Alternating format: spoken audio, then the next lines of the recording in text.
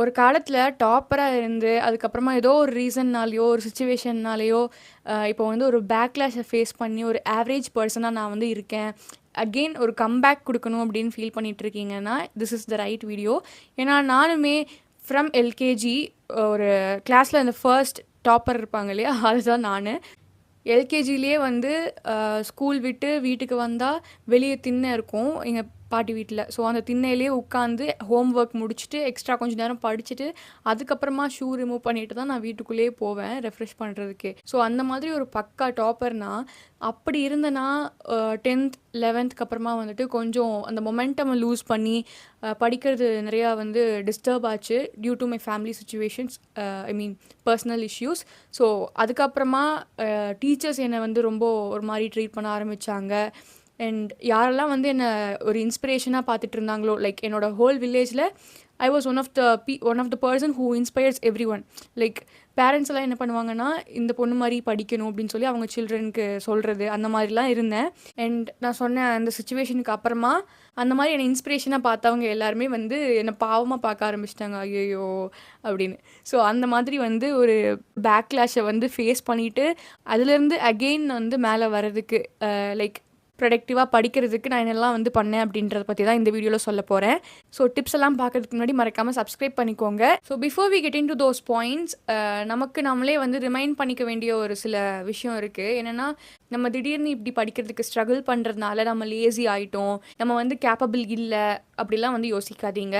நமக்குள்ளே இருக்க ஸ்பார்க்கை தான் நம்ம லூஸ் பண்ணியிருக்கோமே தவிர, அதாவது அந்த மொமெண்டம் தான் லூஸ் பண்ணியிருக்கோமே தவிர, அந்த டேலண்ட் ஆர் அந்த எபிலிட்டி நமக்குள்ளே கண்டிப்பாக இருக்கும்.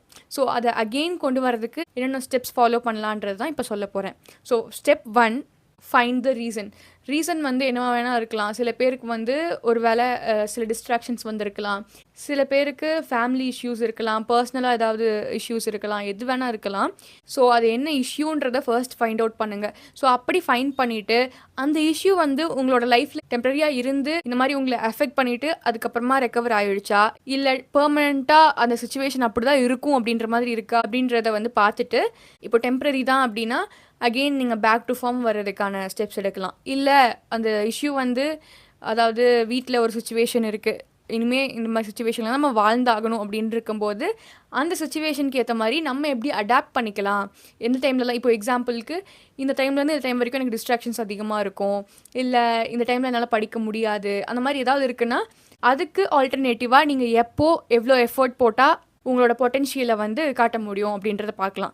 ஸோ ஃபார் எக்ஸாம்பிள், ஒரு ஈவினிங் டைமெல்லாம் எனக்கு வந்து டிஸ்டர்பன்ஸ் இருந்துகிட்டே இருக்கும் அப்படின்னா மார்னிங் டைமுக்கு ஷிஃப்ட் ஆகுங்க, ஏர்லி மார்னிங் எந்திரிச்சு படிக்க ஸ்டார்ட் பண்ணுங்கள். ஸோ அந்த மாதிரி அந்த இஷ்யூவை பொறுத்து நம்மளோட நெக்ஸ்ட் ஸ்டெப்ஸ் எடுக்கிறதுக்கு ஸ்டார்ட் பண்ணலாம்.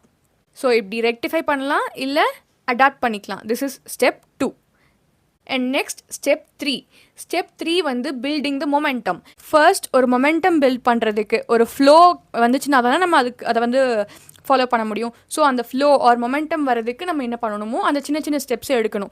ஃபர்ஸ்ட் ஸ்டார்டிங்கில் ஒரு 1 hour படிக்க ஸ்டார்ட் பண்ணலாம் எவ்ரிடே. அண்ட் போக போக அது 2 hours 3 hours எக்ஸ்டெண்ட் பண்ணி பேக் டு ஃபார்ம் நீங்கள் வரலாம். ஸோ அந்த மாதிரி ஃபர்ஸ்ட் ஒரு மொமெண்டம் பில்ட் பண்ணணும், அதுக்கப்புறமா will get to the flow and அதுக்கப்புறமா will start shining.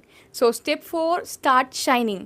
So start ஷைனிங்னு சொன்ன உடனே நம்ம வந்து ப்ரீவியஸாக ஃபர்ஸ்ட் இருந்த மாதிரியே ரொம்ப டாப்பராக இருக்கணும், இல்லை ஃபர்ஸ்ட் இருந்த மாதிரியே நம்மளோட சுச்சுவேஷன்ஸ் இருக்கணும்னு சொல்லி நம்ம வந்து எக்ஸ்பெக்ட் பண்ணக்கூடாது. நம்ம இப்போ இருக்க சுச்சுவேஷன் எப்படி இருக்கோ அதுக்கு தகுந்த மாதிரி நம்மளோட பெஸ்ட்டை போட்டு ஒரு பொட்டென்ஷியலை வந்து நம்ம காட்டுறோம் அப்படின்னா தட் இஸ் எனஃப். ஸோ நம்ம ஃபர்ஸ்ட் இருந்த மாதிரியே இருக்கணும், நம்ம சுச்சுவேஷன்ஸ் எல்லாமே பழைய மாதிரியே மாறிடணும் நம்ம எக்ஸ்பெக்ட் பண்ணுறது இஸ் ஓகே, பட் எல்லாமே அதே மாதிரி இருக்காது. ஸோ இப்போ எப்படி இருக்கீங்களோ அதை செரிஷ் பண்ணுங்கள். அண்ட் முடிஞ்ச அளவுக்கு டிசிப்ளின்ட் அண்ட் கன்சிஸ்டண்ட்டாக இருந்தாலே that is great. So start ஷைனிங்னு சிம்பிளாக சொல்லிட்டேன், பட் ஆக்சுவலி ப்ராக்டிக்கலாக நம்ம என்ன பண்ணணும் அப்படின்றது யோசிக்கிறீங்கன்னா ஸ்டெப் பை ஸ்டெப் அதையும் சொல்கிறேன்.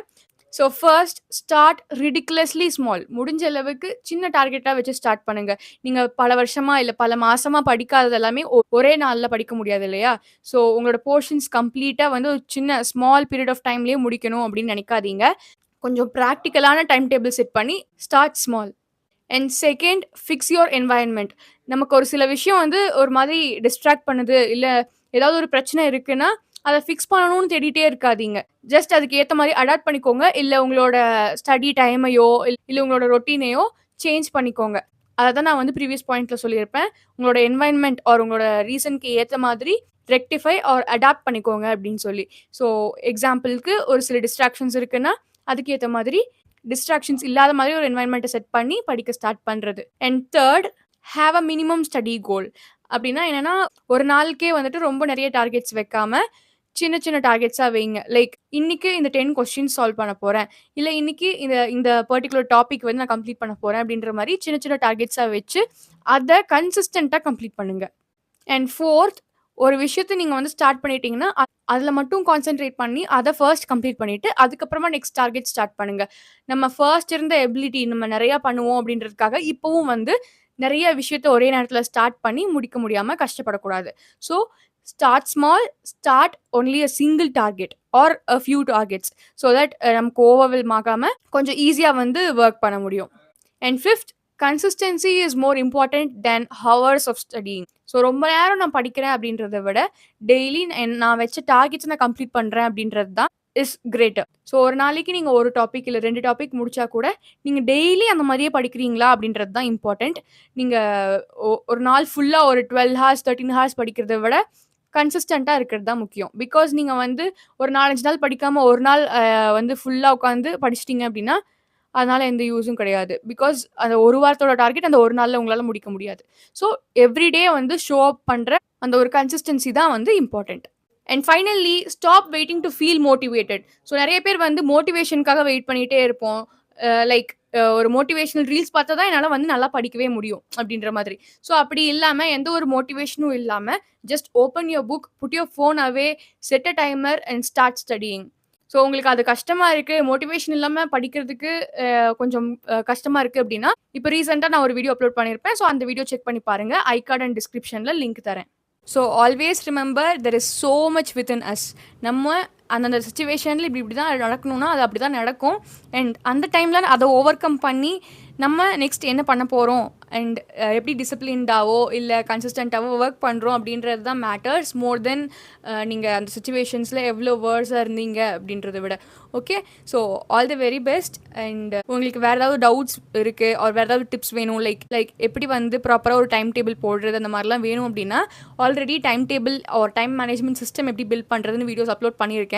அதை செக் பண்ணி பாருங்கள். ஐ கார்டில் லிங்க் பண்ணுறேன்.